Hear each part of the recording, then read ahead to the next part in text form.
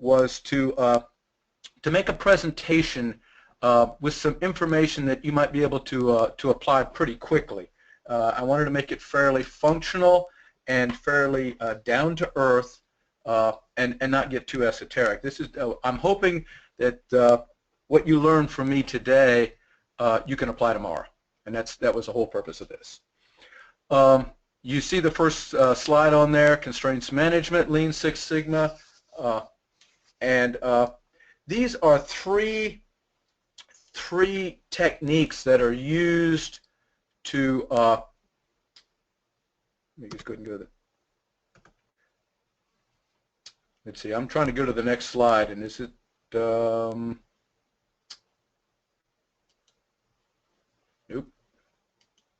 Bear with me, folks. There we go. Okay. These are three techniques that we use at Cogent Management Resources to work with our clients. We're a consulting firm, and we deal with manufacturing primarily in the Virginia and the Carolinas area. The slide you see in front of you right now tells a little bit about me. I've been an Apex member since the late 70s. I got certified a long time ago before they even had training classes. And I've worked in a variety of different industries, and that's where I've kind of learned how to work with various types of industries and how to improve manufacturing. Cogent works in a variety of different areas, primarily dealing with manufacturing type issues.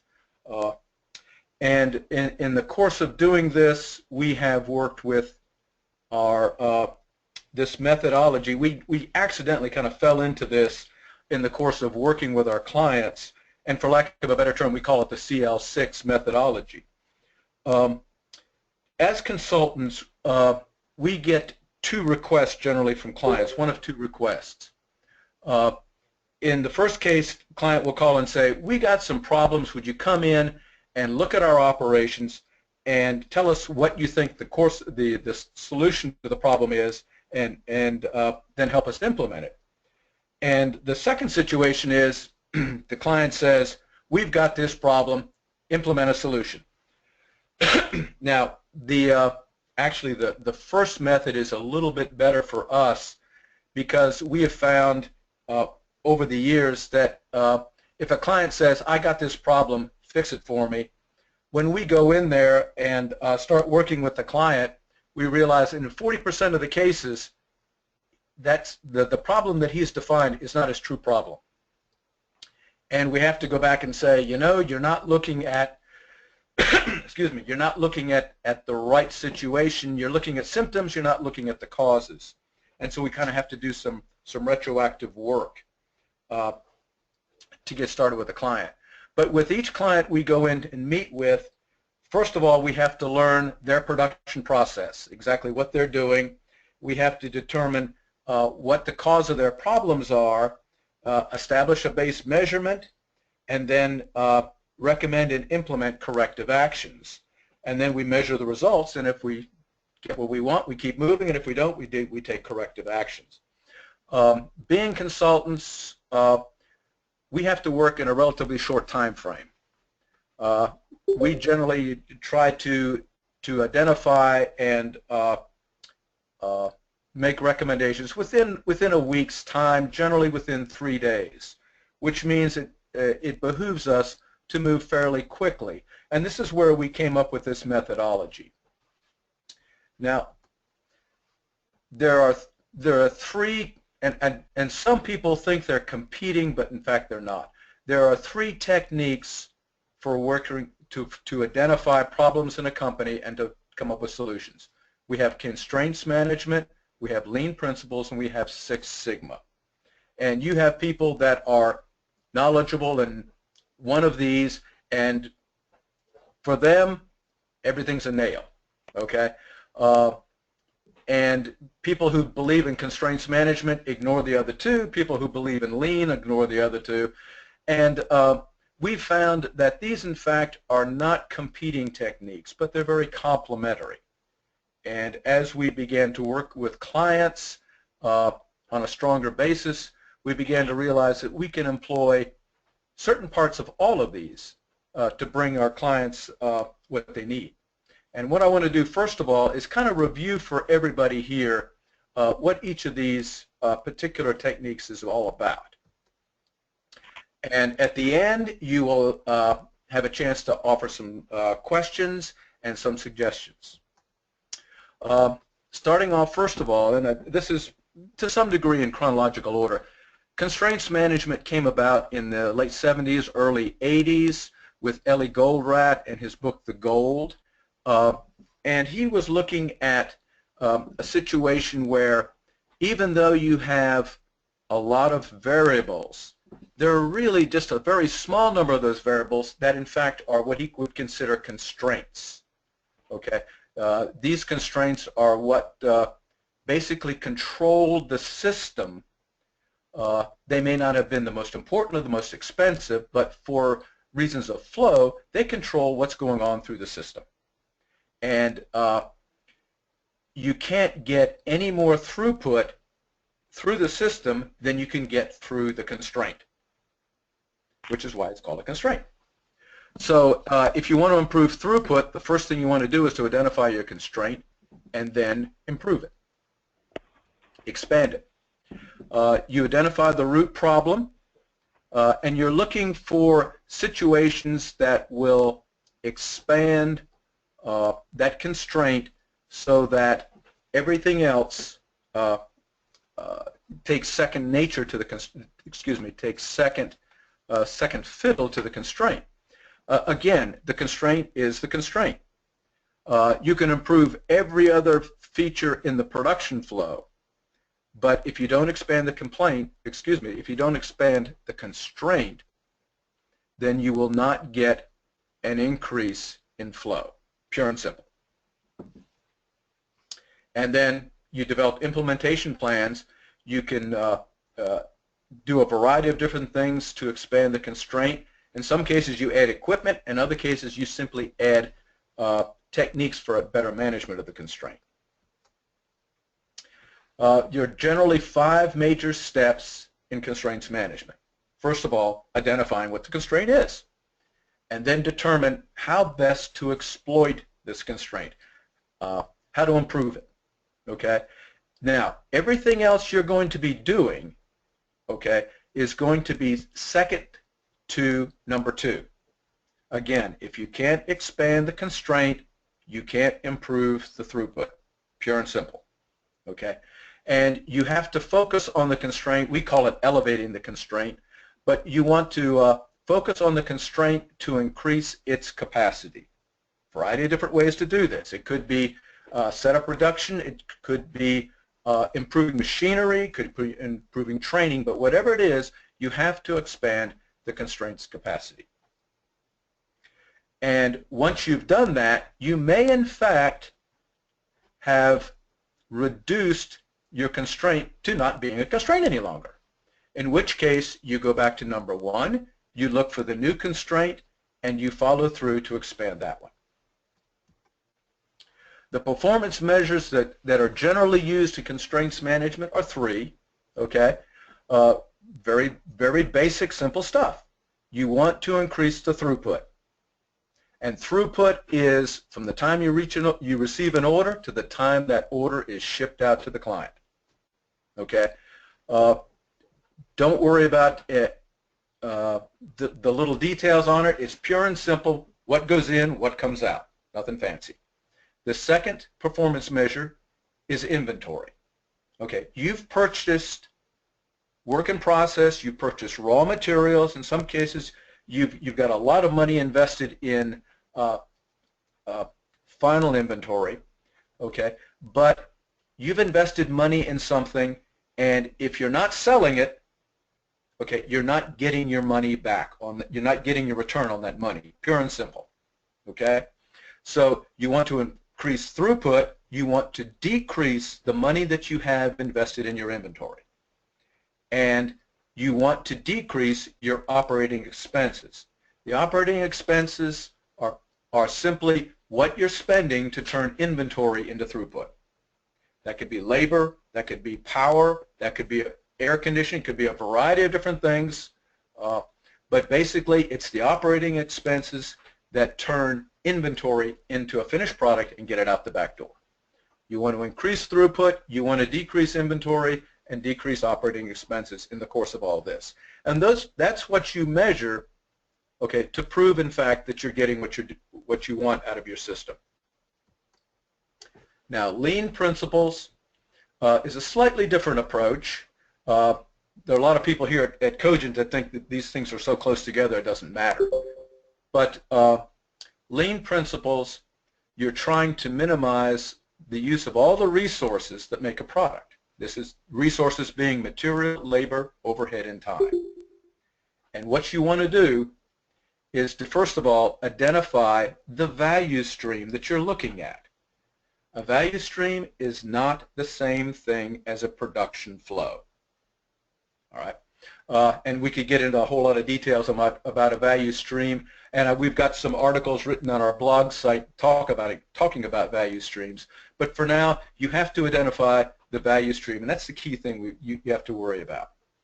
You have to identify in that value stream those activities that in fact are not doing you any good. It's not adding the value to the customer that you want to give him. Okay? You want to make sure that you have continuous flow, even if it's a series of discrete operations. You want to have a continuous flow through that value stream. And this flow should be pulled by the customer demand. So far, so good, right? Now, the value stream, as I said before, is those activities and production steps that are required to give the customer the product or the service that he wants. That's it. Okay. Now, we use what's called a value stream map, and those of you who are familiar with lean production and lean techniques understand and probably have worked with a value stream map. It's a diagram that shows all of the process steps from the start to the end of the value stream, from the raw materials at the beginning to the finished products at the end. And typically it's designed to show cycle times, the setup times, inventory levels at various places, manpower levels, and also the flow of information that causes decisions to be made and actions to be taken. Quality levels, and then things like wait, queue times, transportation times, which are in fact non-value added. Now, the performance measures in a value stream, you're trying to eliminate anything that doesn't add value to your product. Wait time adds no value. Having a piece sitting there at whatever stage in that production line or that value stream, sitting there, it's not doing you a bit of good. It's eating up money, but it's not producing any revenue for you. Inventory levels, work in process levels. Okay. Setup times don't do you any good.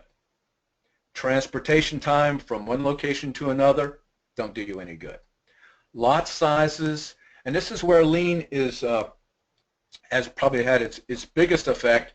Reducing lot sizes speeds up flow, pure and simple. Okay, I can show you a lot of examples on how that's worked for us in the past, but the truth of the matter is, if you're dealing in big lot sizes for whatever reason, you're tying up a lot of material and a lot of time, and it's not doing you any good. Rework is non-value added. You should have done it right the first time, pure and simple. If you can't get it right the first time, then of course you have to determine what's causing that problem. And then you have your product cycle times. All of these are non-value added elements in your value stream, and they should be reduced as much as possible. The more you reduce them, the faster the flow, the more money you make. And again, you measure the value stream with throughput, with the quality of the product, and also, from a financial standpoint, with cash flow. How long does it take you from the time you pay for materials to the time your customer pays you back? Okay, do you have tied up in this operation? Because in between payment of materials, payment of labor, and payment from your customer, you have to have cash on hand to cover yourself. Six Sigma is, and I'm going to have to admit, I'm not a big fan of Six Sigma. I know it has some uses, and we've used it in a number of cases. Personally, to me, it's a little on the frustrating side.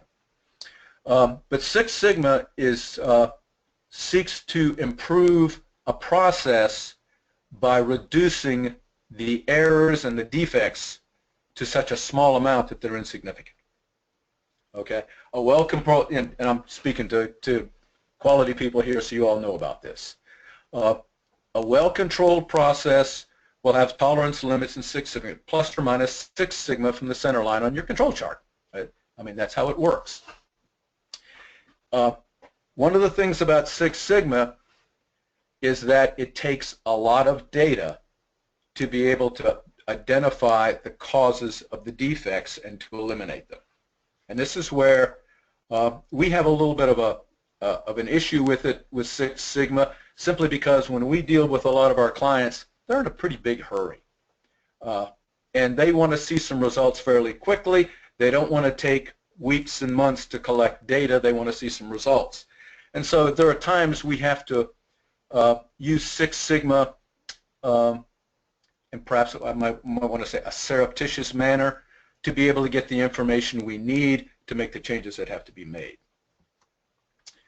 And again, with Six Sigma, the sequence of steps that we use is, first of all, to define the system that we're dealing with, to measure the key aspects of that process, that system, to analyze the data, to verify the cause and effect of the data, what causes what effect it has from various problems, and then to come up with remedial actions to improve the process, and then control the future state to identify any further deviations. Okay, what do all of these 3 techniques have in common? Number one, they seek to improve some sort of manufacturing operation. They apply a systematic methodology in each case, and they achieve measurable results. And I'm going to emphasize the word measure. If you're not measuring it, don't waste your time even looking at it. If you can't measure something, you can't improve it, pure and simple. And I've had some clients who have said, never mind, we don't have time to take a base measure, we need to get started and fix it. Well, how do you know you fixed it if you don't have a base measure? So we've come up with this CL6 implementation process, which is what we use when we go in and visit a client and have a problem and try to work with him on his problems. First of all, we have to identify the problem or confirm the problem that he's told us about. We have to analyze the options that we have to fix the problems, and then we have to implement the corrective actions. And that's the process any consultant will take with any company. And again, as I've said before, we've discovered, it's a fact of life with us, that 40% of the time a client has a problem that he tells us about, he's probably misdiagnosed it. Typically, these misdiagnoses come up into three different major areas. He's looking at symptoms, he's not looking at causes. All right? The second one is that he's too focused. He's looking at the tree, and he's not looking at the forest. The tree may be bad, but that may not be the problem, in fact. It may be caused somewhere else. And he's also typically identified or misidentified his constraints. Now, you're going to say, I know my production process. I know where my constraints are. Okay? And I'm going to say, you might not, because we've run up against a lot of people who, in fact, even though they've lived with a production process for years and years, have misunderstood where the constraint is. So that's one thing we have to do, is to get them to recognize that what they think is a problem is not maybe the key cause of their issues. First thing that we like to do is use a value stream map. And we like to do this, again, because first of all, it's very quick to use. Doesn't take very long to put together a map. If we use client personnel to help us with this, we can train them in less than a day. We use the actual production data. All right, it's a very simple visual chart that shows very clearly where the constraints are and where the problems are. And we can, even for a large plant, we can put together a value stream map in 3 days. Okay, so then we can get started on the next stage. Value stream mapping, for those of you who are familiar with it, this is, you already know this. For those of you who are not that familiar with lean and value stream mapping, it shows where materials are flowing, where inventory is sitting, what the setup times are, what the cycle times are, and what the manpower at each workstation is. It shows you what triggers actions, and it shows you queue and wait times and transportation times. And from all of this, you're going to identify where the bottlenecks are. They become very, very clear if you've seen a value stream map. Now, we've used the value stream map and we've identified the process constraints. The next thing we have to do is to determine a solution to either reduce or eliminate the constraint. We have, as consultants, we have some issues that we have to deal with. Number one, it has to be fairly quick, which is why a lot of companies don't want us to use Six Sigma. They need to see a result fairly quickly. They need to see a result that can be expressed very clearly in dollars on their bottom line, or you lose their attention, quite frankly. And if we can use in-house personnel, that's all the better. We will bring in our consultants to train them, to guide them, to give them some insight. But generally, we like to see the client use his in-house personnel because they're now trained and they can solve future problems. So what we try to do is to apply constraints management, lean techniques, and Six Sigma in a sequential fashion, so to speak. Again, value stream mapping, which is a lean technique, is used to identify the constraints. We improve the flow and capacity.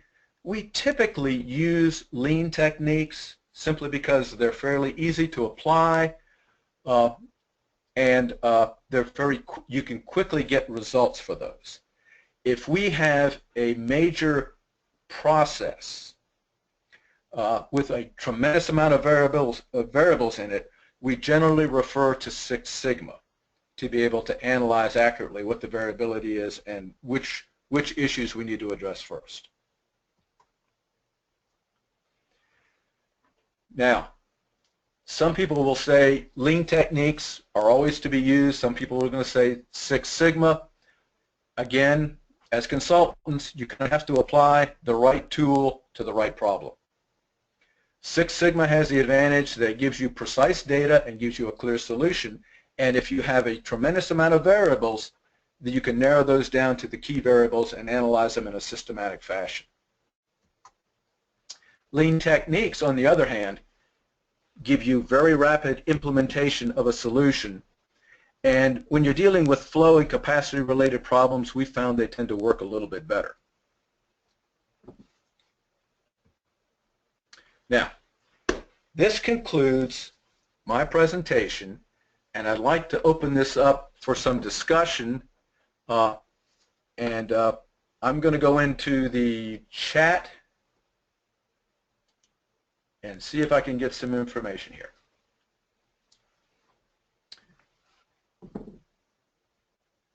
John Chandler. Yep, John Chandler has a question. Can you see it? Go ahead, John. Oh, no, it's in the chat box. Okay, and he's saying for your value stream map, do you use Mike Rother Learning to See method? I'm not quite sure what that means.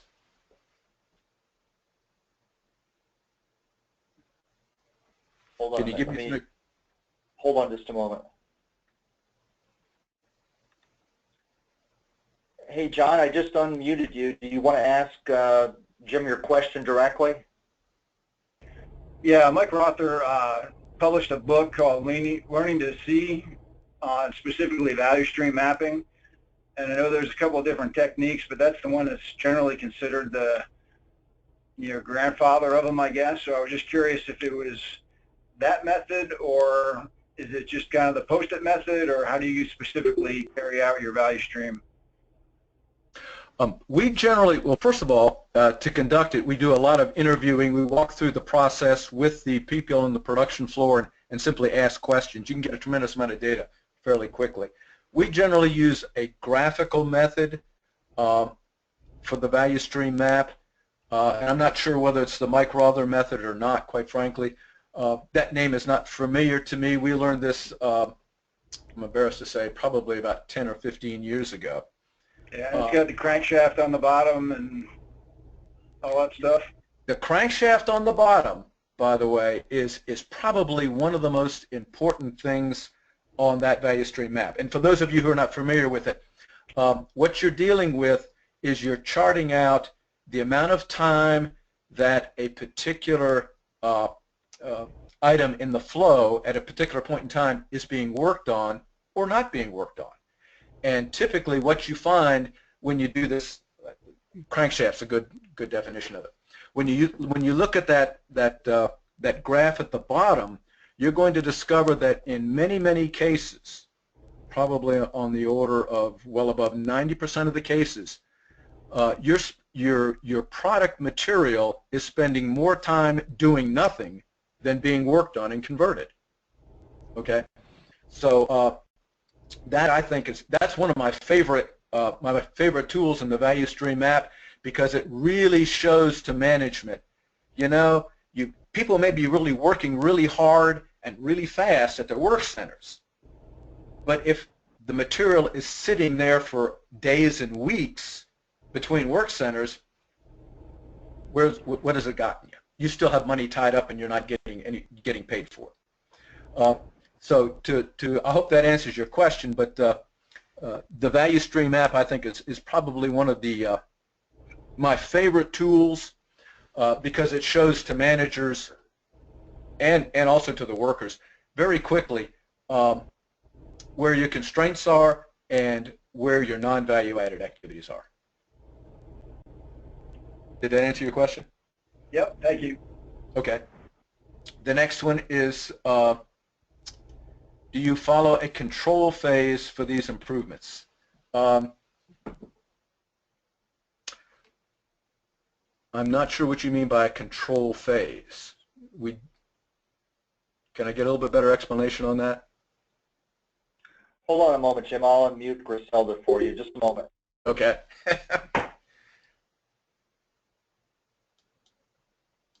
Yes, well, I refer that the control phase, after you implement the improvements, if you continue generating metrics in order to validate that the process continue giving the same results. To answer your question, that sort of depends on the situation and the company. I would prefer, okay, to do periodic remeasurements. If we've made a change in a system, okay, in some part of a production flow, okay, first of all, we want a base measure, and we get this from the value stream map, of what happened before we started our changes. When we implement our changes and we say, okay, we've got them done, then I want a second measure that says, sure enough, we got an improvement, or if we didn't, we got to fix it. And in a lot of cases, I've found, and this is it's just something I've learned over the years, is that there's a tendency for people, even though you've given them an improved method of working, if you're not watching them carefully, they'll drift back to the old-fashioned way for a variety of different reasons.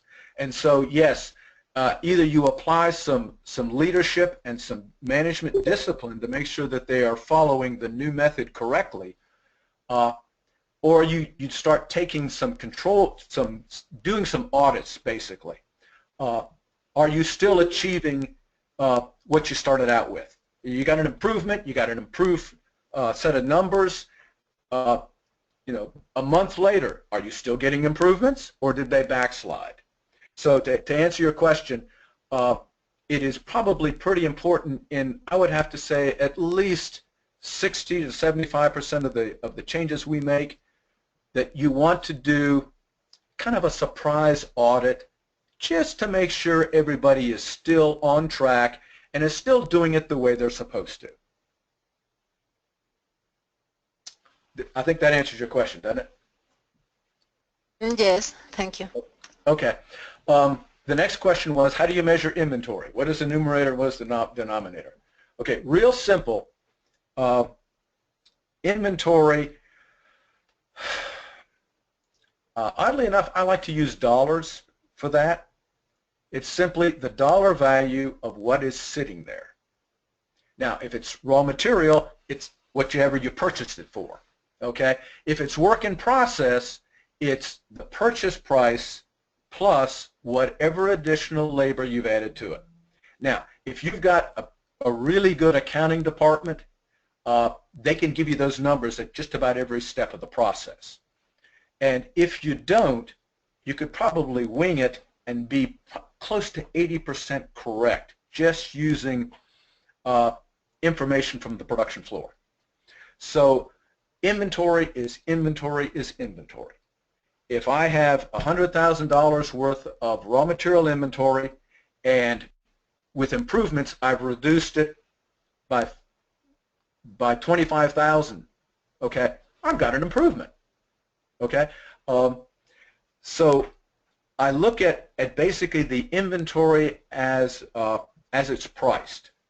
Finished goods inventory are going to be higher priced than raw material inventory because you have labor and overhead already added into that. And so if you've got a lot of stuff sitting on your loading dock waiting to get shipped out, okay, that's really, really expensive inventory.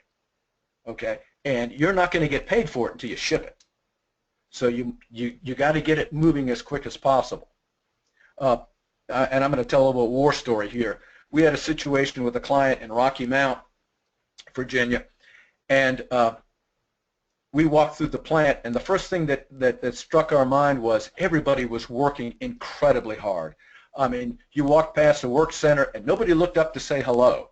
Okay, they were just frantically working away, and we had inventory piled up in front of each work center and in back of each work center, and people were just really working incredibly hard. Then we went to the loading dock and it was empty. Okay, so we had a lot of people making a lot of stuff and nothing was getting shipped. And I was told, oh yeah, we generally ship it the last week of the month and that's how we make our numbers. And I'm thinking to myself, that's great. You've got people here working for 4 weeks, okay, and getting paid for 4 weeks, but you don't get paid until 90 days after that or 30 days after that, after it ships. You've got material sitting there on your work floor that you have bought, that you have applied labor and overhead to, that you're not getting paid for. That's inventory, and that starts to get expensive as it goes through the process. So do I have a numerator and a denominator? I simply use the simple dollars and cents. That's it, pure and simple. We try to keep it fairly simple and fairly direct, no surprises. And on another standpoint, every now and then you have an accountant who will talk to you about direct labor and indirect labor. Okay, labor's labor, period. Okay. Everybody, whether you're direct or indirect, gets paid, and the company does not get remuneration for that pay until the product is sold. And I had the best example was that a guy running a plant said, look, to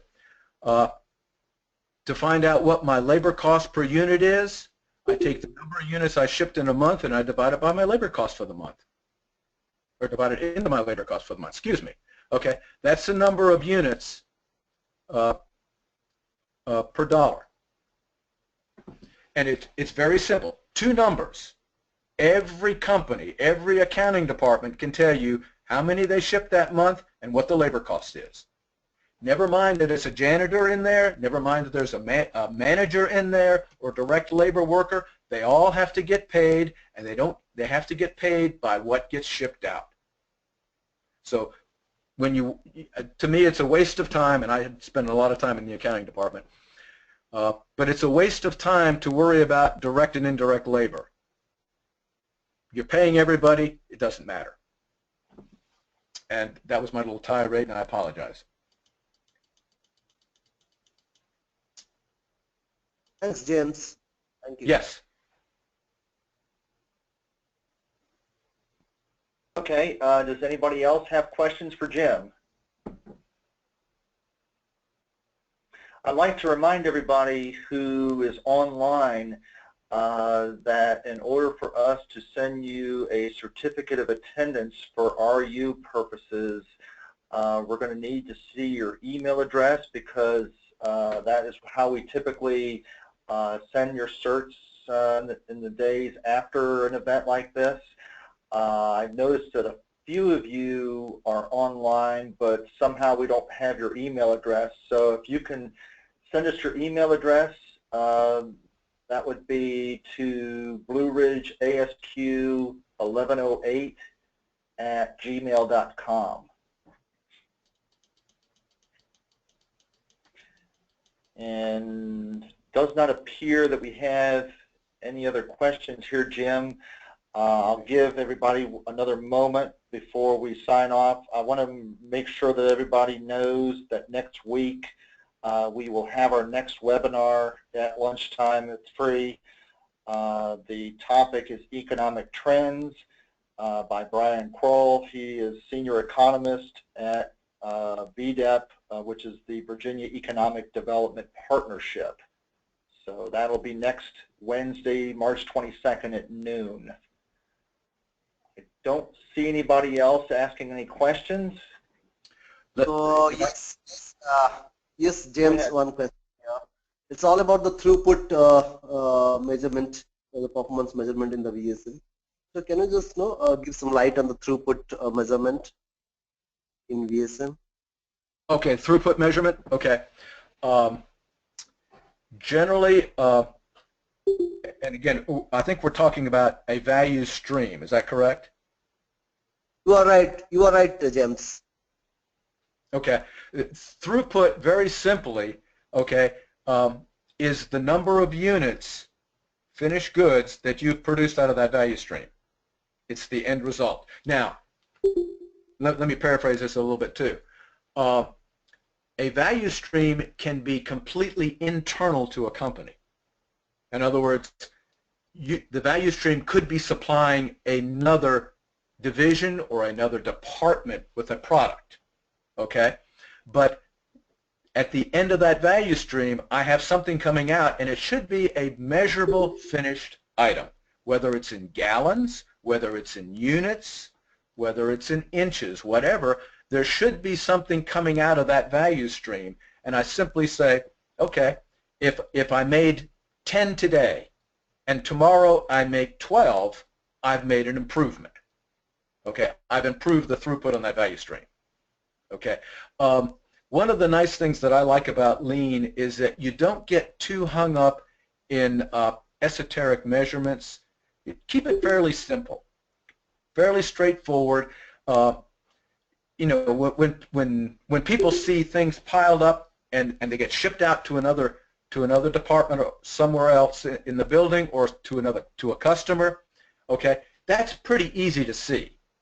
That's pretty straightforward, and there's nothing fancy about it. It's just a finished product. Okay, I've got another question here. It says, just wondering if 40% of the clients where problems are misdiagnosed wind up with being the problem that's management related or personnel related. Boy. Okay. Let me editorialize here just a minute. In a case where we have a situation where a client has said, this is my problem, can you fix it? And we discover that's not his problem, that's generally a management issue in the fact that they are just too busy to look very close at what's going on. And I'm going to make it, I've been in management at all the way up to chief manufacturing officer for companies, and I have to say that the higher up you go in management, the more divorced you are from the day-to-day activities on the floor. You may see that you're not getting the production you want, okay? But if you just take a supervisor's word for it, or just wing it in terms of what you think the problem is, okay, you're probably going to be wrong 40% of the time, okay? If you're the type of manager who goes down on the production floor, talks with people, looks around, asks questions, maybe even does a little back of an envelope value stream map, okay, you're probably going to come a lot closer to correctly identifying the problem. Okay, there are some managers who, for personality issues, want to be right all the time, and they don't want to hear anything that disagrees with their preconceived notions. There are others who are willing to investigate and ask questions and rely on their subordinates for input to be able to define the problem.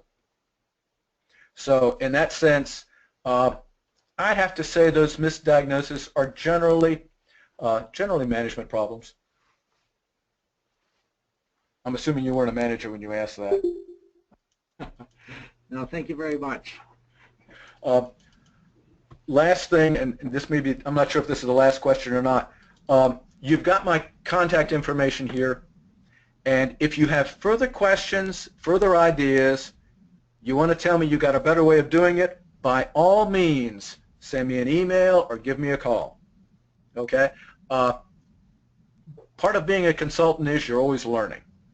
And if you've got something that you would like to share with me or a question you'd like to ask, by all means ask it. I would be delighted to talk with you. Well, and the other thing too, I want to remind everybody is that we also recorded this webinar too, so this last slide is part of the recording too if somebody needs to go through to see it. Would it be possible to get a copy of the slide deck, Jim? Sure. Okay, we'll have the slide deck available too, and we can share that as well with the other information that we'll follow up with here in the next day or so. It looks like this is probably the last question. Don't see anything else in the chat box. Looks like we're starting to get closer to 1 o'clock, so if nobody else has any questions, we'd like to thank everybody for joining us today, and we'll look forward to seeing you next Wednesday.